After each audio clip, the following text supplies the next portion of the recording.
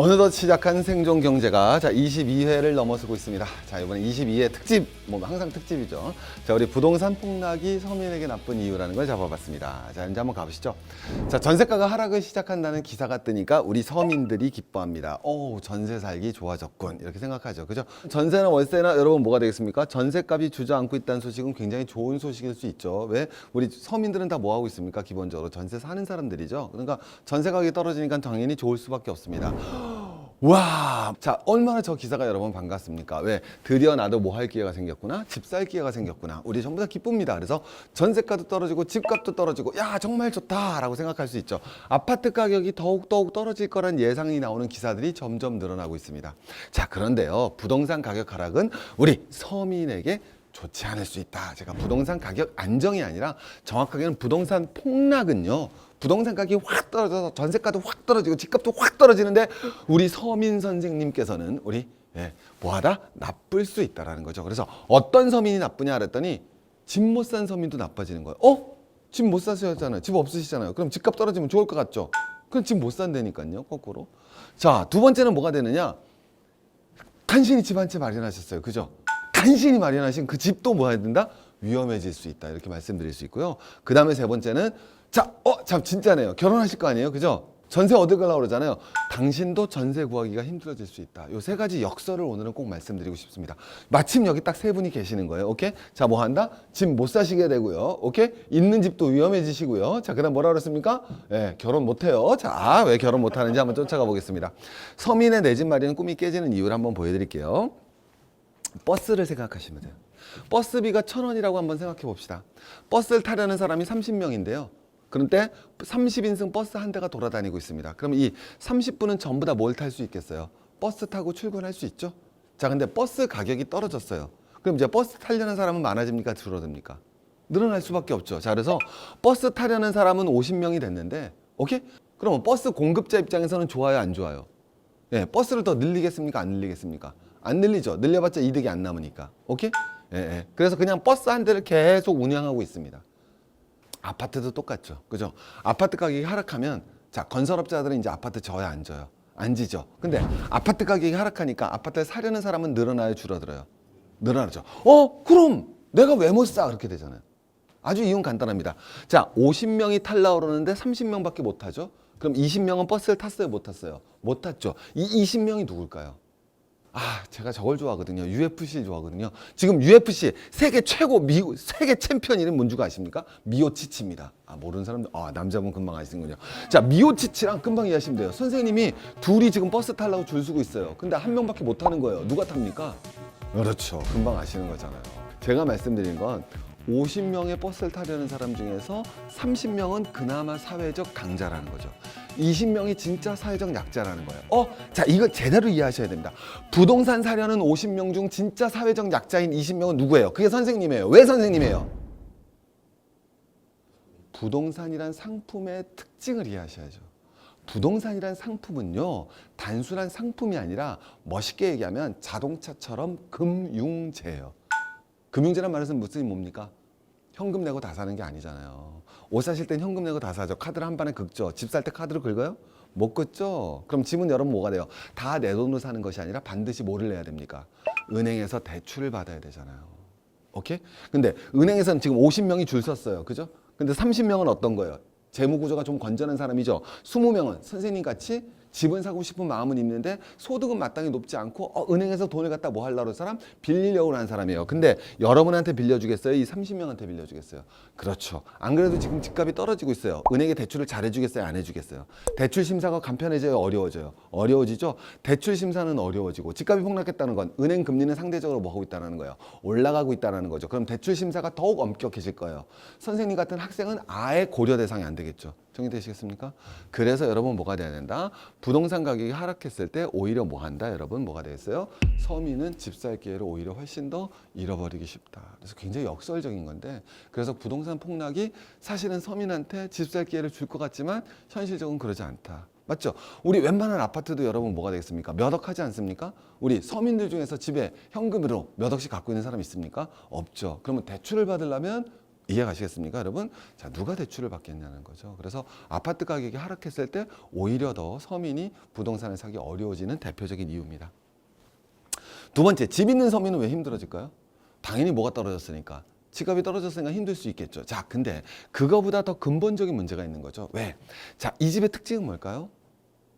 예쁘다 그러지 마시고요. 오케이. 살고 싶다 그러지 마시고요. 아, 옛날 집이라 좀 아니에요, 여러분. 이거 계량 뭐가 돼야 되겠습니까? 한옥집이라 아니에요, 여러분. 설비도 좋고 되게 살기 좋아요. 자, 이 집의 가장 큰 특징, 정답 이거거든요. 이해 가셨어요? 경매가 왜 안 나올까요? 한옥집은요, 평당 건축비가 엄청 드는 집이에요. 그러면 저 한옥집은 여러분 누가 짓습니까? 그렇죠. 돈 많은 사람이 짓는 거예요. 그래서 이 한옥집에 사는 사람들은 대출 비율이 높겠어요, 낮겠어요? 낮죠. 자, 내가 1억짜리 집을 살 때 서민은 8천만 원을 대출한다면 부자들은 대출이 별로 없겠죠. 아파트 가격이 20%가 떨어졌어요. 서민은 이게 내 집에 이제 깡통주택이 된 거예요. 깡통주택이 된 거죠. 근데 부자들 같은 경우는 그럴 경우가 있어요, 없어요? 없죠. 그래서 한옥집은 경매가 안 나와요. 거의 안 나옵니다. 왜? 대출 비율이 낮기 때문에 건축비가 이렇게 들어가는 거죠. 반면에 우리 서민이 사는 집을 보자라는 거죠. 서민이 사는 집은 당연히 경매가 자주 나올 수밖에 없어요. 왜? 무슨 비율이 높기 때문에? 대출 비율이 높기 때문에 자주 나올 수밖에 없다라는 겁니다. 그래서 대출도 또 어디서 받으세요? 은행에서만 받는 게 아니잖아요. 여기서 받죠. 멋있게 얘기하면 제2금융권에서도 받잖아요. 제2금융권, 서민에겐 친절하지만 이자만 높죠. 그래서 여러분 뭐가 되느냐? 이렇게 딱 돼 있으니까 뭐가 될 수 있느냐? 깡통주택이 되기 쉽죠. 내가 8천만 원이 뭐예요? 대출 받고 2천만 원 내 집으로 사서 1억짜리 집을 샀는데 거기서 여러분 가격이 20%가 떨어지면 이건 이미 내 집이 아니잖아요. 자, 이거는 아주 극단적인 경우고 실제로 더 나쁜 건 뭘까요? 서민한테 힘든 건. 1억짜리 집을 샀는데 6천만 원 내가 대출을 받았단 말이에요. 오케이? 이건 얼마든지 가능한 얘기죠. 자, 그런데 내가 여기서 살다가 우리 서민들은요, 한 직장에서 오래 근무합니까? 아니면 이동이 잦습니까? 이동이 잦죠. 그래서 내가 직장이 바뀌면서 딴 데로 가기로 했어요. 그럼 나는 뭘 해야 돼요? 딴 데다가 여러분 전세를 내든 월세를 내든 해야 되고요. 여기는 전세를 줘야겠죠. 자, 근데 1억짜리 집인데 지금 10%가 떨어졌어요. 혹은 20%가 떨어졌어요. 8천만 원, 9천만 원이 됐어요. 근데 6천만 원 대출이 있죠. 자, 그러면 여러분 전세 세입자가 들어와야 안 들어와, 이 집? 그렇죠. 전세가 안 나가요. 그게 여러분 뭐가 돼요? 집 가진 사람들이 힘들어지는 이유입니다. 그래서 집값이 폭락하게 되면요, 서민은 깡통주택이 되거나 아니면 실지 생활에서 대단히 불편해질 수밖에 없는 거예요. 전세를 갖다 못 주게 되는 거예요. 자, 그 다음에 세 번째 뭐가 되겠습니까? 서민들은 아까도 말씀드렸지만 주택 구입에 있어서 대출 비율이 낮아요, 높아요? 높죠. 근데 주택 가격이 폭락했다는 얘기는 거꾸로 금리는 뭐 했다는 얘기죠? 상승했다는 얘기죠. 근데 서민들은 방금 전에 보셨지만 주로 제2금융권에서도 대출을 받죠. 그럼 여기 이자가 여러분 조금 올라요, 왕 올라요? 왕 오르죠. 배추도사, 무도사를 만나러 갈 일이 생긴단 말이에요. 그거 얼마나 슬퍼지는 일이에요. 그래서 여러분 뭐가 돼야 된다? 깡통주택이 되기 쉽고요. 전세 주기도 어려울 뿐만 아니라 결정적으로 여기서도 금리라도 오른다면 싼값에 집을 매도하는 일이 발생을 하죠. 그래서 여러분 뭐가 돼야 됐습니까? 우리나라 부자들이 뭐 한다 그래요? 네, 경기가 어려워져서 부동산 가격이 폭락하기만 기다린다 그러죠. 왜? 그럼 이 사람들은 여러분 주로 갖고 있는 게 은행 대출이에요, 현금이에요. 현금 많이 갖고 있죠. 그리고 경기가 어려워질수록 이 사람들한테는 대출이 뭐예요? 오히려 받기 쉬워지겠죠. 그러니까 이 돈을 갖다 이용을 해서 싹 걷어들이는 거잖아요. 그죠? 2008년 금융위기가 IMF 때 강남 땅 누가 다 사갔습니까? 강남의 노른자이. 외국계 기업이 사가고 부자들이 다 사갔잖아요. 그러면서 여러분 뭐가 돼요? 그 다음에 시세 차익 다 먹었잖아요. 그래서 부동산 폭락은 결코 서민들한테 좋은 일은 아니지 않겠느냐라는 말씀을 드리는 겁니다. 자, 세 번째, 전세 사는 서민은 왜 어려워질까요? 전세 사는 서민은 정말 쉬워질까는 신혼살림 할 거 아니에요. 그죠? 지금 나빠요. 지금 전세값이 떨어진대요. 전세값이 떨어진다는 건 전세를 주려는 사람은 뭐가 되었어요? 많아지고 있지만 전세를 얻으려는 사람은 적어지는 거죠. 그죠? 그죠? 자, 보세요. 전세값 떨어지면 친구한테 나빠요, 좋아요? 좋아요. 좋아요. 맞아요. 단 지금만. 이 말을 이해하셔야 됩니다. 무슨 말이냐면 실제로 똑같은 사람이 있었습니다. 자, 지금 역전세난이라고 그러죠, 우리가. 전세값이 떨어져 갖고 거꾸로 전세 주는 사람들이 주질 못하고 있는 거예요. 그래서 제일 힘들어진 사람들이 부동산에서 무슨 투자했던 사람들? 갭 투자했던 사람들이 진짜 힘들어집니다. 그죠? 집 하나 산 다음에 대출이 끼고 전세 주고서 나가고 그 다음에 그 돈으로 가지고 또 집 사서 또 대출 받고 전세 주고 또 집 사서 했던 갭 투자가들이 지금 굉장히 힘들죠. 그리고 사실은 제가 늘 말씀드렸지만 절대 해서는 안 되는 투자가 갭 투자라고 제가 누누이 강조드렸었고요. 그런데 제가 말씀드리는 건 내가 뭐 갭 투자를 했어 뭘 했어 나는 거꾸로 전세를 얻으려는 사람이야. 내가 뭐가 문제야. 봐. 실제로 2008년에 있었던 일입니다. 2008년 서울 송파구에서 역전세난이 발생했습니다. 그래서 전세 가격이 확 떨어졌어요. 전세 가격이 18%가 떨어졌습니다. 여러분 이거 1년 사이에 14% 떨어진다는 게 믿어지십니까? 엄청 싸죠? 1억짜리 전세가 8,500만 원 된 거예요. 되게 좋아진 거죠. 이거 눈에 띄게 이게 드문 일이라고. 물가 상승률까지 계산하면 20% 이상 빠진 거예요. 그럼 굉장히 행복한 거죠. 근데 이때 왜 이랬었냐면 18,000 가구가 재건축을 해요. 재건축을 하니까 여러분 뭐가 돼요? 집이 없어지고 그 사람들이 다 전세를 얻으러 나왔죠. 18,000 가구가 재건축되면서 입주 물량이 확 늘어나니까 전세 급물 매물이 확 등장하는 거죠. 서로 준세를 주려고. 자, 그런데 여러분 행복은 뭐예요? 조금 있으면 뭐 하십니까 우리? 결혼하시죠? 제가 드릴 말씀이 있어요. 인생 선불로서 행복은 잠깐. 자, 마찬가지예요. 행복은 뭐가 돼야 된다? 잠깐이라는 얘기죠. 그래서 여러분 뭐가 되느냐? 2년 만에 거꾸로 역전세난이 일어났고요. 중소형 평형은 2, 3억 %로 기록할 수 없는 거죠. 40%, 50% 올랐어요. 그래서 그 다음에 진짜 전세난이 오는 거예요. 역전세난이 오잖아요. 그건 반드시 전세난이 와요. 왜? 전세라는 건 왜 하는 거예요, 여러분? 다시. 전세라는 건 1가구 2주택을 가진 사람만 할 수 있는 거예요. 내가 1가구 1주택은요. 일반적으로 한 가구가 한 주택에 살고 있잖아요. 그죠? 근데 2주택이 됐다는 건 한 가구가 나눠 삽니까? 뭐 서로 떨어져 산다거나 이런 걸 제외하는 건 거의 드물죠. 그럼 내가 한 가구 샀으면 나머지 한 가구는 뭐 한 거다? 예.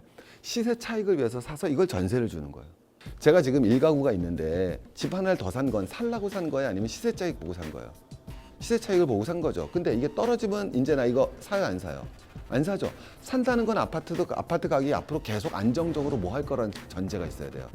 오를 거란 전제가 있어야 되죠. 근데 지금 아파트 가격이 계속 떨어지고 있으면 누가 집을 더 사요, 안 사요? 안 사죠. 그러면 그 얘기는 거꾸로 전세 공급이 이루어져야 안 이루어져요?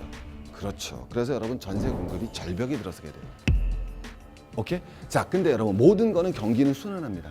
그럼 아파트 가격도 떨어졌지만 다시 뭐 하겠어요? 올라가죠. 그러면 자, 이제는 막상 다시 전세 수요는 살아나요. 하지만 아파트라는 건 금방 공급이 돼야 안 돼요. 안 되죠. 내가 지금 공급을 하고 싶어요. 살려는 사람 엄청 많아도. 하지만 할 수가 있어요, 없어요? 없죠. 자, 공급에 비해서 수요가 뭐가 되겠습니까? 엄청 늘어나죠. 그래서 여러분 엄청난 초과 수요가 발생해서 전세난에 빠질 수밖에 없는 거예요. 이해하시겠습니까? 그래서 역전세난이 났다는 얘기는 거꾸로 뭐가 되느냐? 반드시 그때는 집을 사셔야 되는 거예요. 이해하시겠습니까? 전세 구하기 쉽다고 해서 전세를 들어가는 것이 아니라 전략적으로는 집을 사셔야 되는 겁니다. 왜? 그 뒤에는 반드시 전세난이 따르기 때문이에요. 그럼 그 악순환을 몇 번 당하게 되면 어떤 일이 벌어지느냐? 강남에 살다가 서울 외곽으로 나가게 돼, 서울로 나가게 되고요. 서울에 살다가 서울 근교로 나가게 되고, 서울 근교에서 서울 외곽으로 가게 되는 거예요. 그거 서너 번 당하고 나면. 이해하셨습니까? 그래야지 여러분 부동산 시장을 보는 눈을 키우셔야지 여러분의 경제와 여러분의 능력을 지킬 수가 있습니다. 우리 서민에게 바람직한 거는 부동산 폭락이 아니에요. 당장 전세 구하기 쉬워졌고 집이 싸졌다고 좋아할 일이 아니라는 거죠. 우리 서민에게 진짜 중요한 건 부동산 가격 안정입니다. 부동산 가격 안정이라는 건 물가 안정과 똑같이 물가가 똑같이 가는 것이 아니라 물가 수준으로 부동산 가격도 조금씩 올라가는 것. 이게 정부 경제 정책의 목표이자 우리 서민들을 위한 중산층을 두텁게 하고 서민을 갖다가 따뜻하게 한다는 기획재정부의 목표이자 우리에게 가장 바람직한 정책이 될 수 있을 겁니다. 그러니까 부동산 가격의 변화에서도 우리가 어떻게 하면 우리의 자산을 지킬 수 있는지 같이 고민해서 함께 해주시기 바랍니다. 시중의 생존경제 22회 이어서 마무리하겠습니다. 감사합니다. 제가 2년 만에 책을 냈습니다. 책 제목은요, 여러분 한 권으로 정리하는 4차 산업혁명입니다. 이 책 한 권만 읽으시면 어디 가시더라도 밤새 4차 산업혁명에 대해서 이야기하실 수 있을 겁니다. 쉽고 재미있게, 그러나 깊이를 놓치지 않는 열심히 쓴 책입니다. 꼭 봐주시기 바랍니다. 여러분 감사합니다.